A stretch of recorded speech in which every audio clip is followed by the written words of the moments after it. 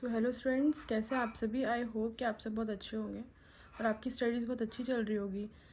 तो हमने परागण कंप्लीट कर लिया था, तो चलिए फिर इसके आगे से स्टार्ट करते हैं। पराग स्त्रीकेसर संकर्षण पारस्परिक क्रिया। पराग बिल्कुल सही प्रकार के परागकणों का स्थानांतरण सुनिश्चित नहीं कराता है। ठीक उसी प्रजाति का सुयोग्य पराग वर्तिकाग्र तक पहुँचे। प्रायः गलत प्रकार के पराग भी उसी वर्तिकाग्र पर आ पड़ते हैं, जिसमें ये या तो उसी पादप से होते हैं या फिर अन्य पादप से। यदि वह स्वपरागण के अयोग्य है, स्त्री केसर में यह सक्षमता होती है कि वह पराग को पहचान सके कि वह उसी वर्ग के सही प्रकार का पराग सुयोग्य है या फिर गलत प्रकार का अयोग्य है। यदि पराग सही प्रकार का होता है तो स्त्री केसर उसे स्वीकार कर लेता है तथा परागण पश्च घटना के लिए प्रोत्साहित करता है, जो कि निषेचन की ओर बढ़ता है। यदि पराग गलत प्रकार का होता है तो स्त्री केसर वर्तिकाग्र पर पराग अंकुरण या वर्तिका में पराग नली का वृद्धि रोककर पराग को अस्वीकार कर देता है। एक स्त्री केसर द्वारा पराग के पहचानने की सक्षमता उसकी स्वीकृति या अस्वीकृति द्वारा अनुपालित होती है, जो परागकणों एवं स्त्री केसर के बीच निरंतर संवाद का परिणाम है। इस संवाद की मध्यस्थता स्त्री केसर तथा पराग के रासायनिक घटकों के संकर्षण द्वारा होता है। अभी हाल ही में कुछ वनस्पति विज्ञानियों ने स्त्री केसर एवं पराग के घटकों को पहचाना है तथा उनके बीच संकर्षण परस्पर क्रिया को स्वीकृति या अस्वीकृति के अनुपालन से जाना है। जैसा कि पहले बताया जा चुका है, सुयोग्य परागण के अनुपालन में परागकण वर्तिकाग्र पर जनित होते हैं ताकि एक जनन क्षेत्र के माध्यम से एक पराग नलिका उत्पन्न हो। पराग नलिका वर्तिकाग्र तथा वर्तिका के ऊतकों के माध्यम से वृद्धि करती है और अंडाशय तक पहुंचती है। आप याद करें कि कुछ पादपों में परागकण दो कोशीय स्थिति में, एक कायिक कोशिका और दूसरी जनन कोशिका में झड़ते हैं।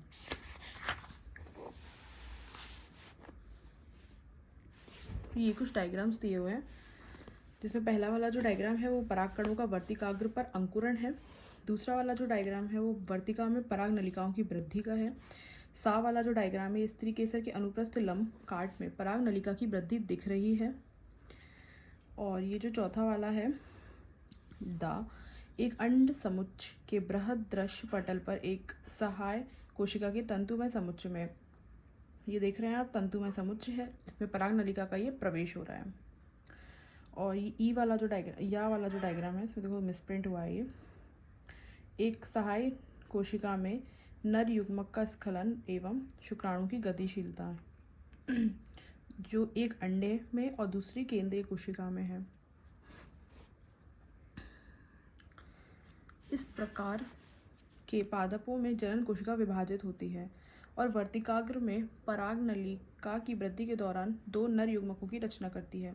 जिन पादपों में पराग तीन कोशीय स्थिति में होते हैं, वहाँ पराग नलिका शुरुआत से ही दो नर युग्मकों को ले जाती है।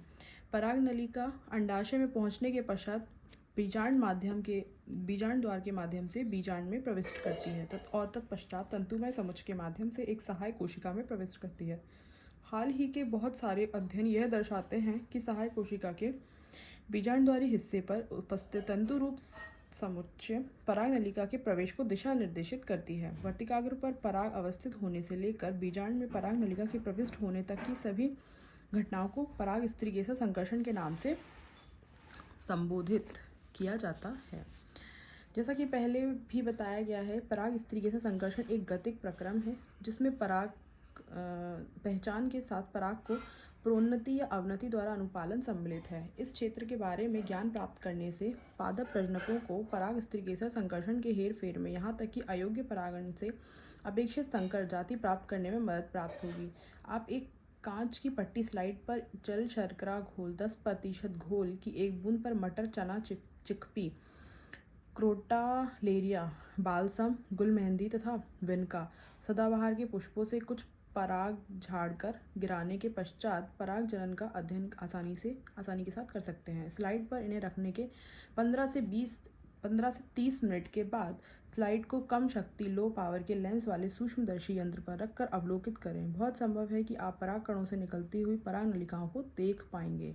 जैसा कि आप अध्याय 9 में पराग जनन के बारे में पढ़ेंगे कि एक प्रजनक भिन्न प्रजातियों के संकरण क्रॉसिंग में तथा वाणिज्यिक रूप में रूप से सर्वोत्तम श्रेणी के अपेक्षित विशिष्टता वाले जनन संपाक में रुचि रखते हैं। कृत्रिम संकरीकरण फसल की उन्नति या प्रगतिशीलता कार्यक्रम के लिए एक प्रमुख उपागम है। इस प्रकार के संकरण प्रयोगों हेतु यह सुनिश्चित करना महत्वपूर्ण है कि केवल अपेक्षित परागों का उपयोग पराग के लिए किया जाए तथा परिवर्तिकाग्र को संदूषण अनापेक्षित परागों से बचाया जाए। यह उपलब्धि केवल बोरावस तकनीक, बैंगिंग टेक्निक तथा विपुंसन तकनीक द्वारा पाई जा सकती है। यदि कोई मादा जनक द्विलिंगी पुष्प धारण करता है तो पराग के प्रस्फुटन से पहले पुष्प नलिका कलिका से पराग कोश के निष्कासन हेतु एक जोड़ा चिमटी का इस्तेमाल आवश्यक होता है। इस चरण को विपुंसन के रूप में संदर्भित किया जाता है। विपुंसित पुष्पों को उपयुक्त आकार की थैली से आवृत किया जाना चाहिए जो सामान्यतः बटर पेपर पतले कागज की बनी होती है ताकि इसके वर्तिकाग्र को अवांछित परागों से बचाया जा सके।